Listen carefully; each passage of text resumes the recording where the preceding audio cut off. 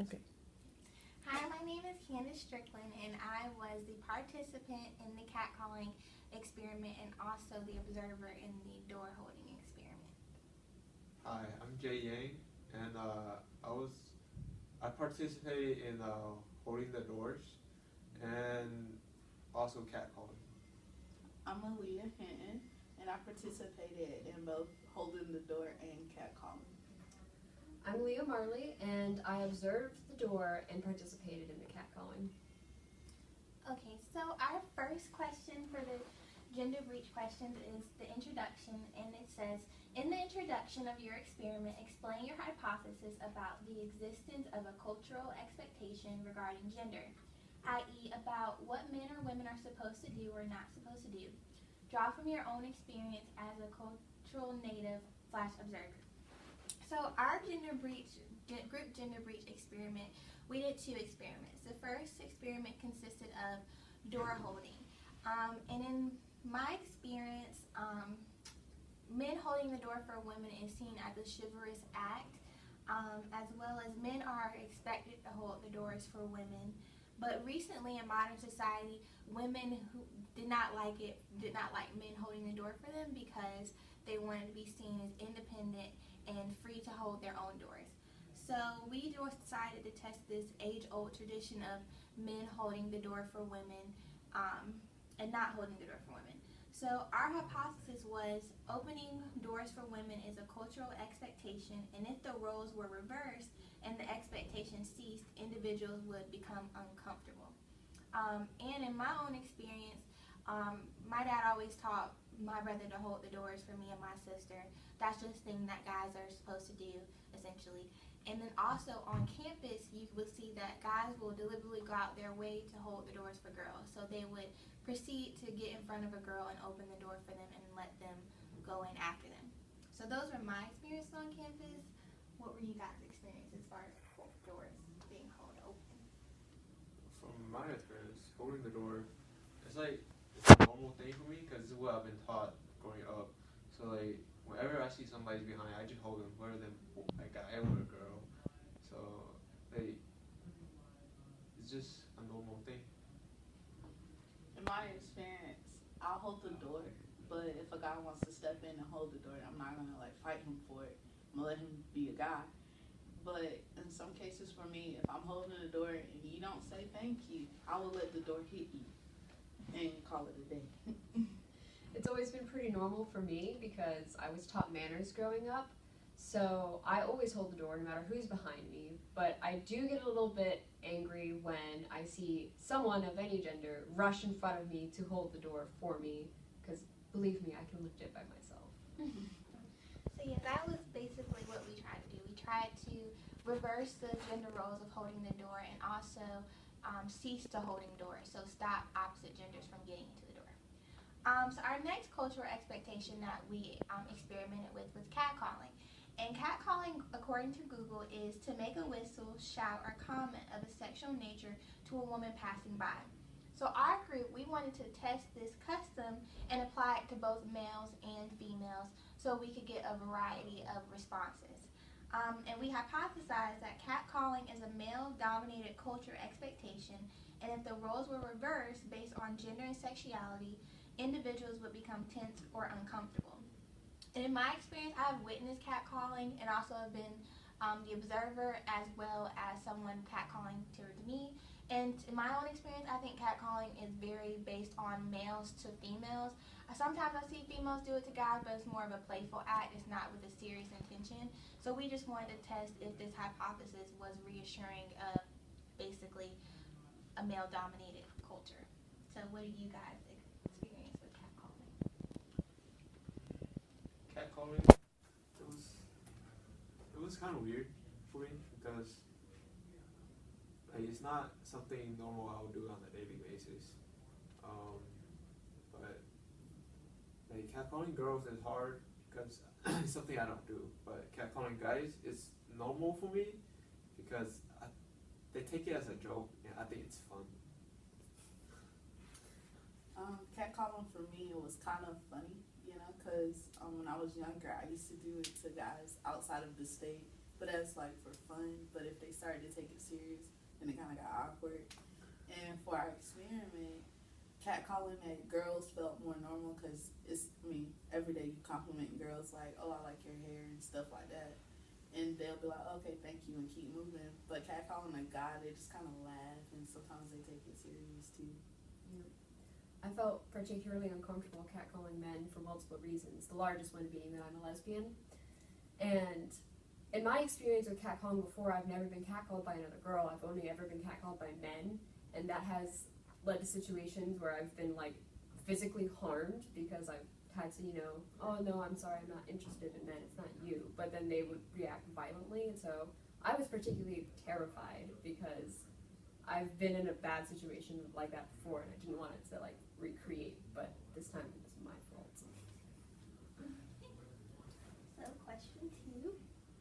Number 2 says, describe your breaching exercise. What you did or said to violate the expectation.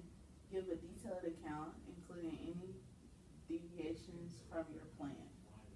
Well, for the door, Jay and myself, we would stand outside the EEC and we would block the doors. First, we started blocking the same sex. So if a guy was trying to get in, I would block the door. And it was at one point where I just started rolling on the door because it was too many doors and they kept trying to go around me.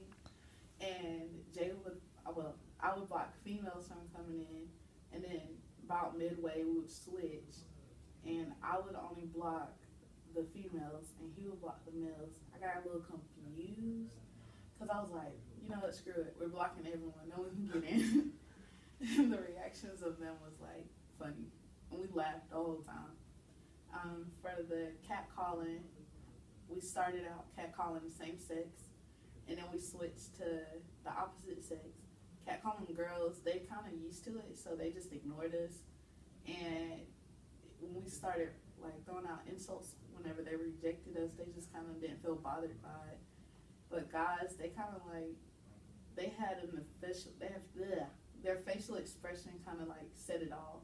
At first, they was just like, okay, they're catcalling at us, ha ha ha, funny. But once they rejected us and we threw out an insult, they kind of was like, okay. And they continued on about their day. Question number 3. Question number 3 is, describe the reaction of the naive subjects to your breaching exercise and any interaction you have with them. If you explain the purpose of your exercise to the subject after its completion, explain what happened after that. So we didn't actually tell anybody, talk to anybody of our experiment, but from my perspective of when I was blocking the doors, like when I was just standing there, people would look at me like, why is this guy here? Why is he blocking the door? It's like, and the people would just start looking at me weird, and they just, like, if I blocked the door, she would stare at me down. She'd stare down at me and then walk around me so she can get to the other door. It was I feel like I was not supposed to be there, And then for catcalling, for guys, when I catcall guys, they would make the reactions like, is this dude gay? Is like, why is he catcalling me? He's like, it's not something that they're used to, but like, they either think that I'm gay or they think it's like something funny that I'm just joking around, something like that. For girls, when I catcall girls, they either smile and keep walking because it's something they're used to, or they would just completely ignore me and just stop, like they just keep doing their own thing. What I see is when the girls do it, they get a completely different response because girls catcalling guys, it's like they like it. I don't know why, but I feel like they like it. They indulge in it. And when girls catcall other girls, like it's like something normal for them too. The girls will think that it's like a compliment. So it's like a breaking gender norm for a guy compared to being a girl. describe the group's reaction to the breaching exercise, e.g. was it uncomfortable, nauseating, exhilarating? Cover your subject's feelings before, during, and after the exercise. So I did a small interview of all of our group members, and for Candace, before the door breach, she said that she was uneasy, and that during it, it was pretty funny to watch because we were watching Jay and Cookie kind of roll around the doors, blocking people's way, and so it was very funny. And then afterwards, she said she was pretty satisfied because she felt that our hypothesis was pretty much correct. Before we started catcalling, she said she was nervous, and during it, she said that she became kind of hyper aware of her race because her catcalls were pretty chill. They were like, do you want to go get coffee? It wasn't really a catcall, it was more like a cute date. But for some reason, and I don't know why at all, guys kept turning her down. I wouldn't. And so she felt that, oh, maybe it's because I'm black. But afterwards, she said that she was pretty relieved because, once again, it looked like we were right and in our hypothesis, and nobody got hurt.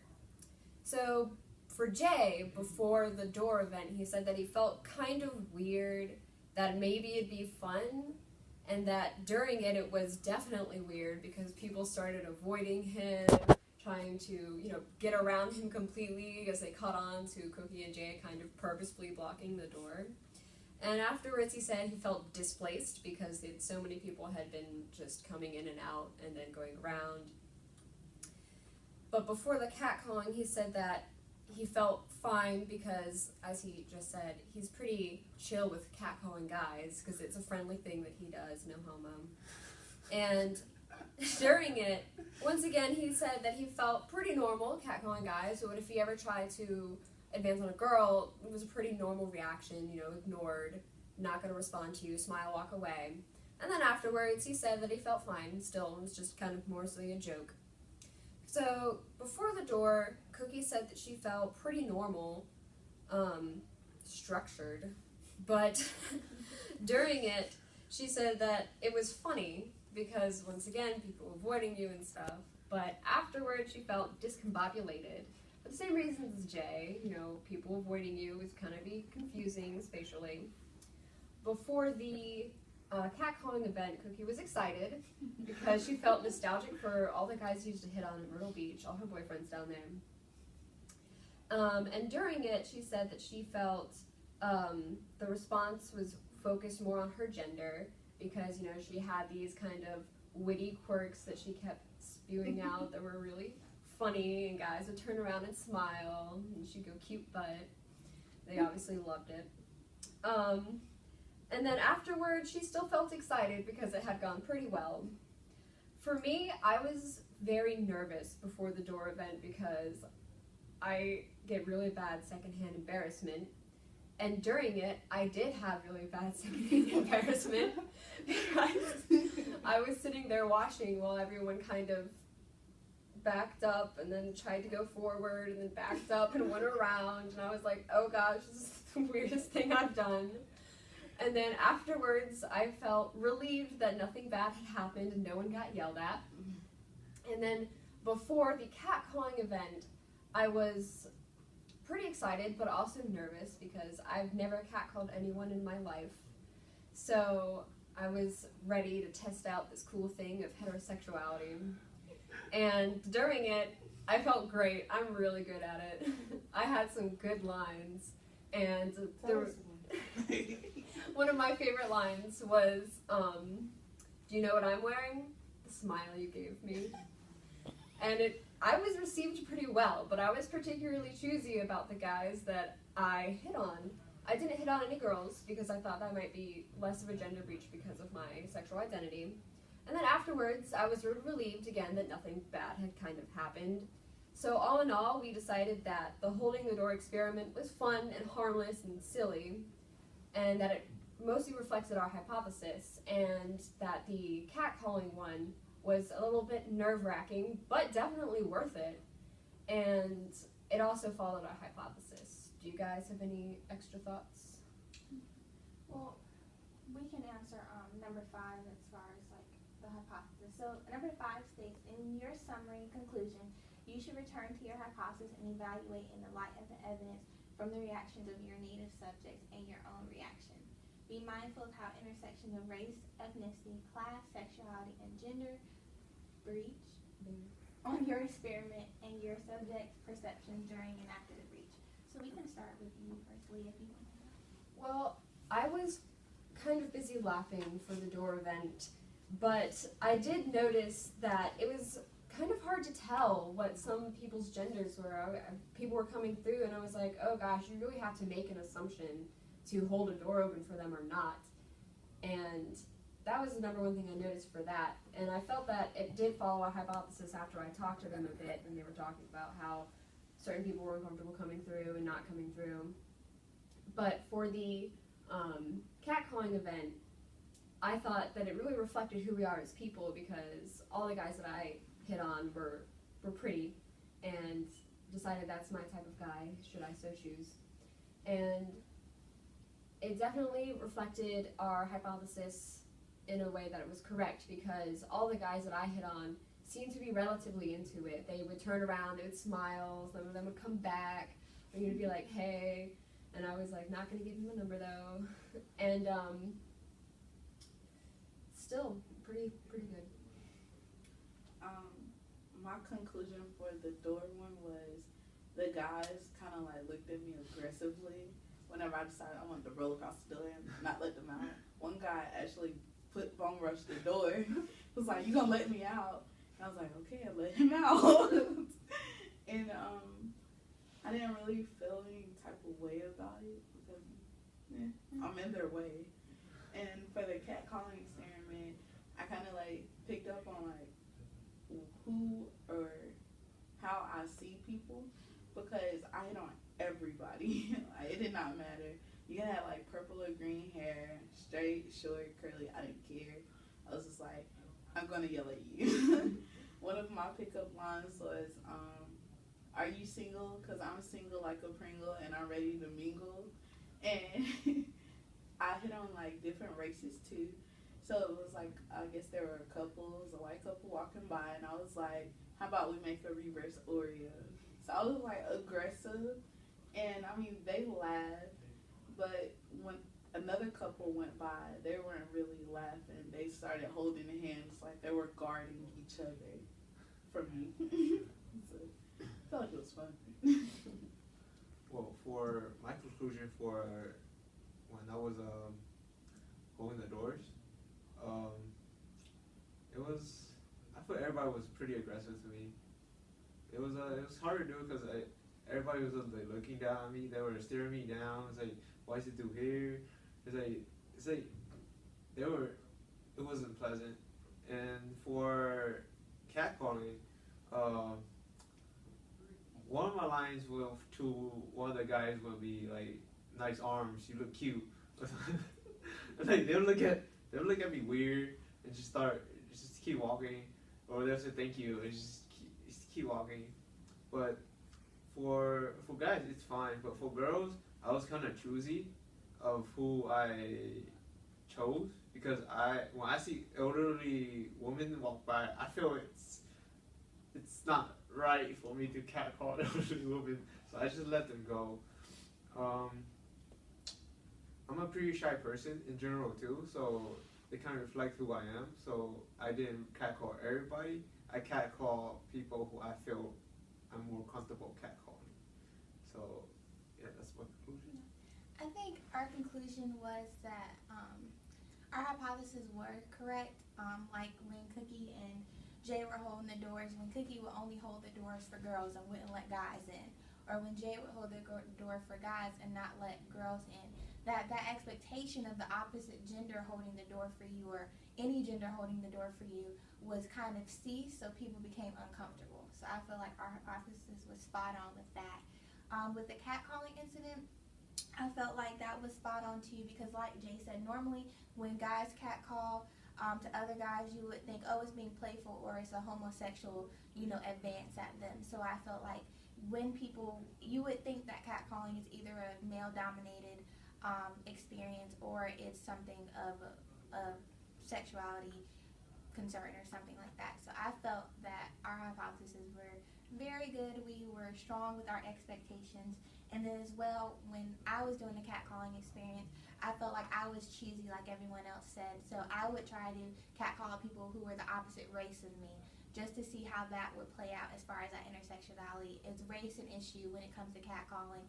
Or you can't really tell, like Leah said, someone's sexuality. So maybe I tried to catcall like guys who were more, feminine or more this type of association just to get that variety of different issues or different types of individuals.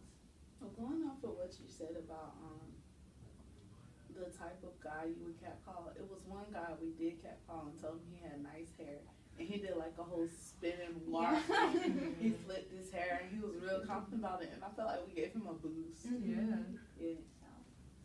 But and then going off what Jay said, I felt like we all did think about the age of the individual, because that elderly woman did walk by and we was like, no, we're gonna be respectful, okay? Can't do that. So in a sense, we kind of did stigmatize that catcalling is disrespectful, but in a sense, it's kind of like it's a confidence boost.